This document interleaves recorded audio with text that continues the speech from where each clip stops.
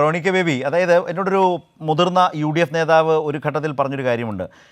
UDF versus Pinarayi എന്നുള്ളതാണ് ഞങ്ങളെ ഏറ്റവും അധികം അലട്ടുന്ന പ്രശ്നം, ഞങ്ങളുടെ എല്ലാ ആത്മവിശ്വാസത്തെയും ബാധിക്കുന്ന ഒരു പ്രധാന പ്രശ്നം UDFനെ സംബന്ധിച്ച് പ്രധാന കടമ്പ അതാണ് എന്നുള്ളതാണ്. അതിൽ ഒരുപാട് ഗൗരവമായ നിരീക്ഷണങ്ങൾ അടങ്ങിയിട്ടുണ്ട്. അതുതന്നെ UDFനെ പിന്നോട്ടടിപ്പിക്കുന്ന ഒരു പ്രശ്നം തന്നെയല്ലേ വരും കാലത്തും?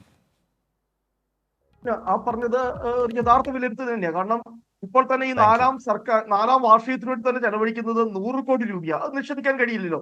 ഇപ്പോൾ നീതി ആയോഗിന്റെ കണക്ക് പ്രകാരം സുസ്ഥിര സാമ്പത്തിക അവസ്ഥയില് കേരളം 15ാം സ്ഥാനത്താണ്. അത്രയും സാമ്പത്തികമായി തകർന്നു നിന്നു. ഞാൻ ഒറ്റ കാര്യം മാത്രം പറഞ്ഞിട്ടുണ്ട്. ഒരുപാട് ഞാൻ നുണ പറയുന്നു പറഞ്ഞത് മാത്രം. ഇവിടെ UPSCയുടെ കണക്ക് ഞാനിപ്പോൾ പരിശോധിച്ചു. കഴിഞ്ഞ വർഷം PSC നൽകിയ അഡ്വൈസ് മെമ്മോ 18,051, വെറും 18,051 ആണ്. അതിനു മുമ്പ് ഉമ്മൻചാണ്ടി സർക്കാരിന്റെ കാലത്ത് 8 ഇറങ്ങി പോകുമ്പോൾ 54,000 ആയിരുന്നു. ഇപ്പോൾ നിങ്ങൾ പറ, ആരോ ഞാൻ പറയുന്നത് നുണയാണോ ഇല്ലയോ എന്ന്. ഇവിടെ ഈ പറഞ്ഞ PSC UDF നേതാവ് പറഞ്ഞ നിരീക്ഷണമാണ് വെച്ചത്. അതിനോട് എങ്ങനെ കമന്റ് ചെയ്യുന്നു? അതാ നുണയാന്ന് പറയുന്നത്. ഇറങ്ങി പോകുന്ന സമയത്ത് അഡ്വൈസ് മെമ്മോ കൊടുക്കുക എന്നുള്ളത് തന്നെയാണ് നിങ്ങളുടെ പ്രശ്നം. ആ 4 വർഷത്തെ കണക്ക് പറ, നിങ്ങളുടെ 5 വർഷത്തെ കണക്ക് പറ എന്നിട്ട് നമുക്ക് പരിശോധിക്കാം.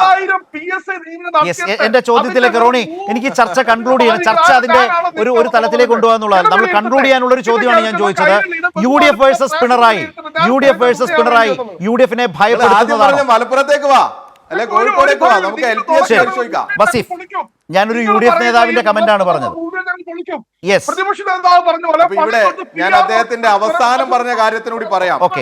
ഉമ്മൻചാണ്ടി എന്ന് പറയുന്ന മനുഷ്യനുണ്ടല്ലോ, കല്ലിട്ട് പോയ മനുഷ്യൻ, എല്ലായിടത്തും വികസനം എന്റേതാണ് എന്ന് പറയുന്ന എട്ടുകാലി മമ്മൂഞ്ഞിന്റെ UDFന്റെ നേതൃത്വം ഉമ്മൻചാണ്ടി എല്ലായിടത്തും കല്ലിട്ട് പോയ കാലത്ത് പരസ്യം കൊടുക്കാൻ ചെലവഴിച്ചത് 151 കോടി രൂപയാണ്.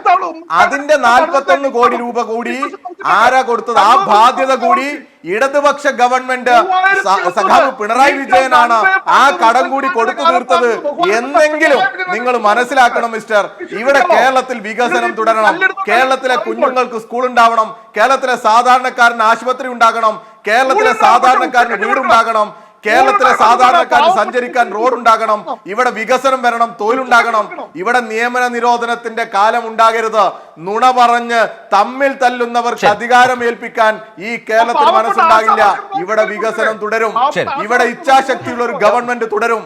ആ തുടരും എന്നുള്ള ആ ഒരു വിശ്വാസം നിങ്ങൾക്കുമുണ്ട് എന്നുള്ളത് തന്നെയാണ് നിങ്ങളുടെ നുണകളിലൂടെ ഞങ്ങൾ മനസ്സിലാക്കുന്നത്. റോണി പറഞ്ഞതുകൊണ്ടാണ് ഇന്നലെ പറയേണ്ടി വന്നിരുന്നു. അതായത് വർദ്ധിപ്പിച്ചിട്ടും സിദ്ധാരാമയ്യ കോൺഗ്രസ് ഭരിക്കുന്ന കർണാടകത്തിൽ ആശാവർക്കർക്ക് കിട്ടുന്നത് 6,000 രൂപയാണ്. 1,000 രൂപ വർദ്ധിപ്പിച്ച ശേഷം കേരളത്തിൽ അത് 7,000 ആണ്. മറ്റ് ഇൻസെൻറ്റീവ്സ് എല്ലാം കൂടി ചേരുമ്പോൾ 9,300 രൂപയോ 9,600 രൂപയോ വരും.